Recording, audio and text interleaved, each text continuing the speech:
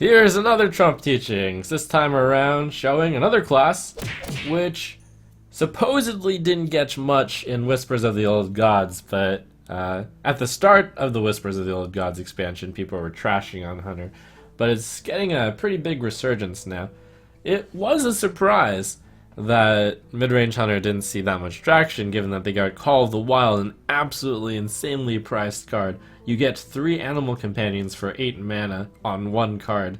Midrange Hunter kind of builds off of that theory, that Savannah Highmane and Call of the Wild are really good cards, so all you have to do is things somewhere in between before you get to turn 6 and 8, and if you can do that and finish them with these big cards and your Hunter hero power, then you're doing fine. This deck could also be called like big game, because you really want to just play Savannah Highmane and Call of the Wild. And all the cards up until then even are just following a curve. You've got stuff to start off on 1, you have 4 2-drops, a lot of 3-drops. Houndmaster is a really good value card when you put it on anything, especially Carrion Grub. Good amount of 5s to select from. Stranglethorn Tiger, Tundra, Rhino, Stampeding Kodo, worth noting. All of these across the different mid-range decks have seen like 2 ofs, 0 ofs in some combination. I've decided to add in 1 of each. The Dread Scale is a little bit unique. You can easily replace this card with a Carrion Grub for your nice budget deck as well. But I will be running with the Dread Scale. Worth noting that Dread Scale is actually not very common. But maybe someday it will be. It's pretty good against shamans with a lot of targets and zoo. I've done a few of the mid-range type videos on here already. The theory stays the same. You want to play on curve. This deck certainly wants to control the board. It's like a mid-range / control, but it turns aggressive because of the Hunter hero power is naturally aggressive. It's a lot of decision making on whether or not to hit the face. You don't always want to hit the face, but you're a Hunter, so people are scared of you, so you want to hit the face to threaten them with the Hunter hero power.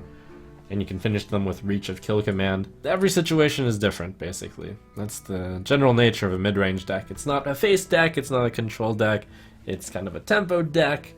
You play as efficiently as possible, and it really has to just be seen in practice. Let the hunt begin. Bring it on. This deck is fairly straightforward in its strategy. You play on curve early, so getting the Fiery Bat into a 3-drop is pretty good. A lot of 3-drops in this deck, so maybe I keep the Infested Wolf. There's not that many 4-drops in the deck. I'm only keeping the Wolf because it looks like the curve will be good. With 1-drop, 3-drop, I could get a 2-drop, I could get another 3-drop. And this 4-drop happens to be good in this matchup. No way I would keep this if I didn't have the 1.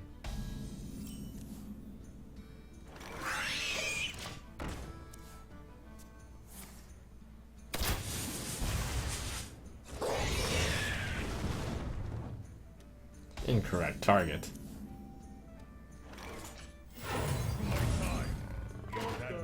Turn to get ready. Sometimes your animal companion takes a turn to get ready.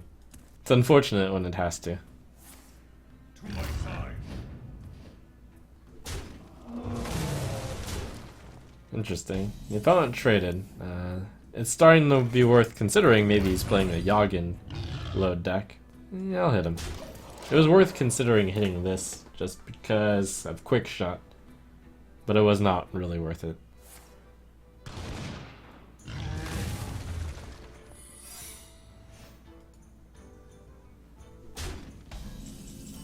Even if that thing ends up hitting me for a few turns, I'm sure the damage dealt is typically better.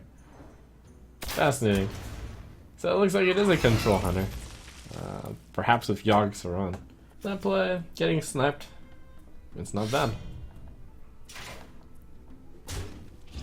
I started to get the suspicion he was a control Hunter when he hit my Leok with Huffer, since usually you want to consider hitting in the face with that.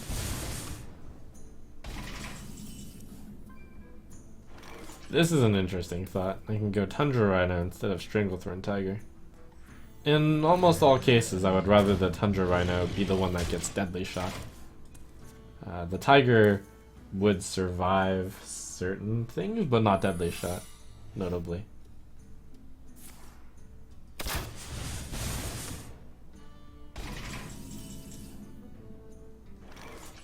So I'm going to attack with King's Elec here. I don't believe he would play Explosive Trap. He could, because 2 plus 3 is equal to 5. But I'm suspecting that it's Freezing Trap. Which means attacking with the card that I play is really good, especially if it's a low card.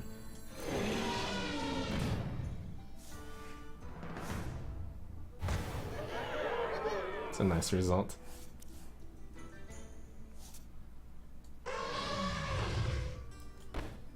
If I think it's Explosive Trap, this is a real... Nah, I don't. I can even play King's Elec again, and then charge again with it. And it's pretty good. Yeah, I'll do it. That was a pretty good Tundra Runner. That was a pretty good King's Elec. Thanks. That's a lot of value.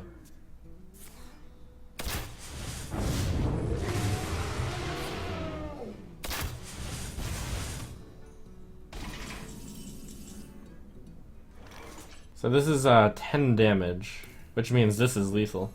Very important with this deck to think about 2-turn lethal. So Stranglethorn Tiger plus Steady Shot puts him at 15. The 5 from the Tiger plus, I mean I actually have 13 on top of that, so I'm going to try that.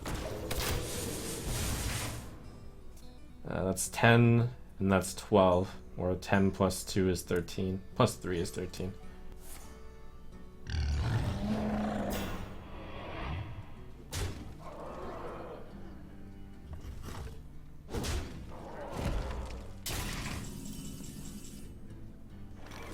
Five, 7, I have 12 damage, which isn't enough, so I'm gonna have to clear the board here.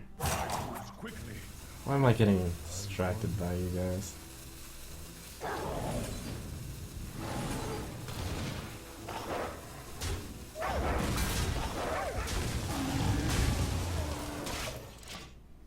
That sets him up for 2-turn lethal with Kill Command, Hero Power as well.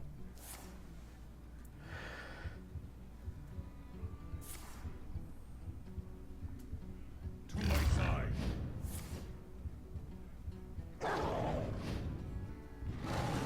5, 7, 9, 12, but not quite.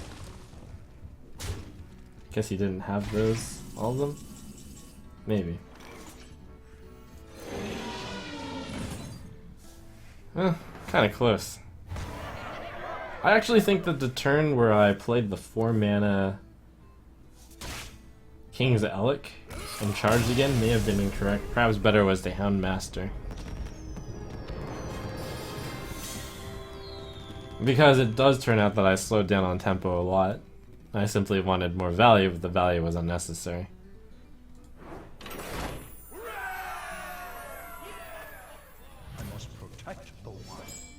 Let the hunt begin. Alright, so trying to go for a better curve. Elec into 3-drop. Or 2 drops, or 1 drop, or something like that.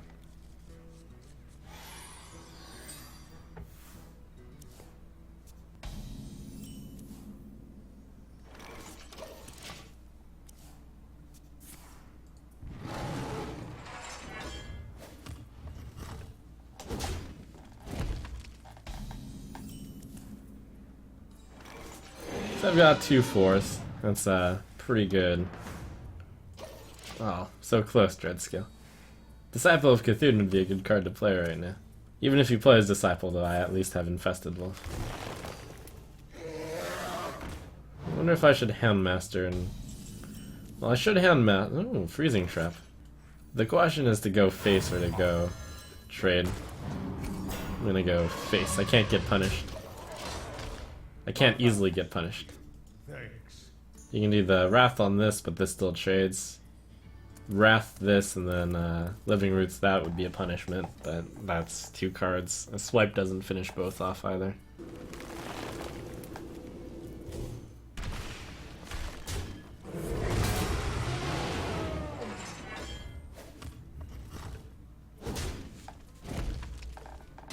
And here's the fantasticness of this deck's curve sometimes there. That was a 2-drop into a coin 4-drop, into a 4-drop, into a 5-drop, 6-drop. Just gotta find something to play on 7. And then probably take a very aggressive approach because he's going to want to remove that. And it's tough to remove these. Looks like I have to take a detour.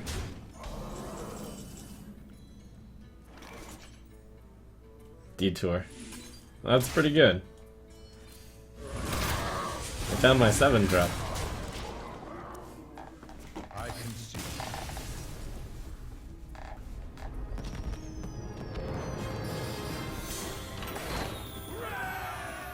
Watch your back. Let the hunt begin. Fiery Bat. Dreadscale isn't very good in this matchup. I'm gonna get rid of it. Against the Rogue, I want to be much more aggressive.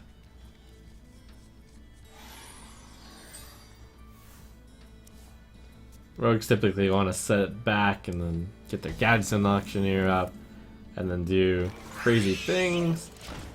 In this deck matchup, pretty much with any deck you want to be as aggressive as possible. Even though they have that weapon to clear off the Fiery Bat, at least it's done 3 damage. And it made them spend 2 mana.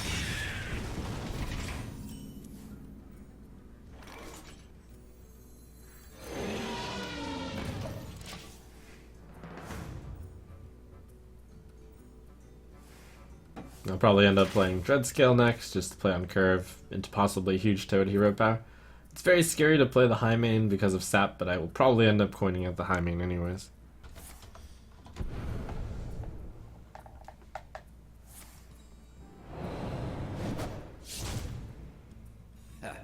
I'm not sure that was actually good play for him. Seemed dodgy. It's tough to justify the use of Preparation Eviscerate to do face damage.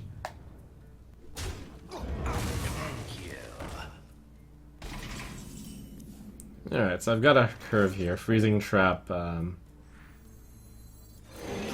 that's really good. That Fiery Bat, grr. Into coin high main.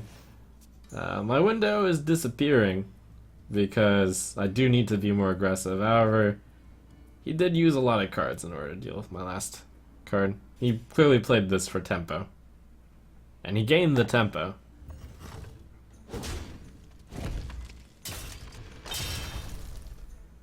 Now I just have to hope he doesn't have Sep. Or if I draw a better card, could play that instead. A 3-drop, a 4-drop perhaps. I play the 4-drop and the 2-drop to try to play around Sap.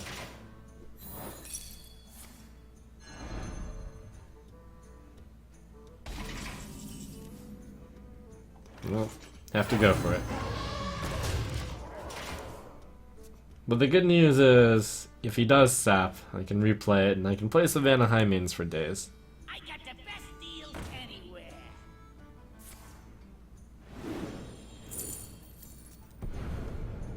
Hope he doesn't have exactly Sap. Oh, Conceal. I mean, this is actually fine. I can hit him very hard. Backs down. Alright. It's possible I shouldn't play the second high main here. It might be a bit too slow at this point, but getting in this... well, I don't have a choice. Suppose I had drawn... Most other plays would have been better, though. Because Huge Toad hero power means a 2-drop is good, or a 1-drop is good. Huge Toad plus 4-drop is fine. Huge Toad 3-drop might be okay.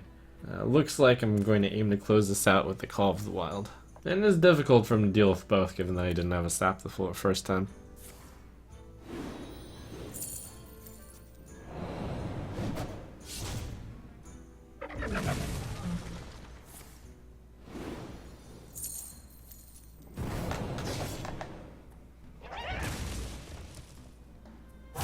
Too soon.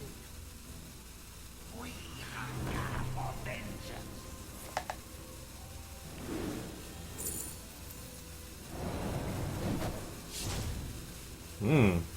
Aggressive.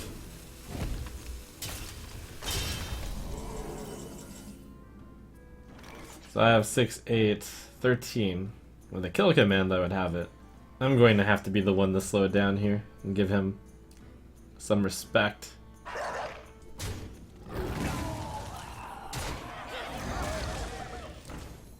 I am going to just shoot him in the face now with the quick shot because the next turn the plan is to close it out with Call of the Wild. So I cleared because I think I can kill him next turn, and he had a decent chance of killing me, so I try to minimize the damage done to me, and then I kill him next turn anyways. He's played both Eviscerate, so it's pretty tough to do the amount of damage he wants to do here. This guy's toast. The Brotherhood shall prevail. 5, 7, 9... It's 11 damage I think I have? So I'm gonna take one more turn of half measures. This game could actually go on for a little bit longer. Yeah, alright. I'll just, yeah, a strange turn of events because both of us were so close to killing each other. We both slowed down. But this Tiger seems to be a 2-turn kill. Tiger, hero power, Tiger. I got the best deal anywhere.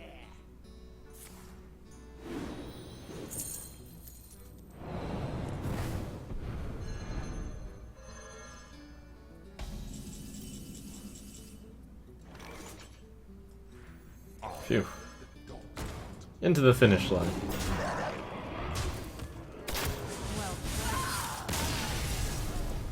Kill the rogue? Yep.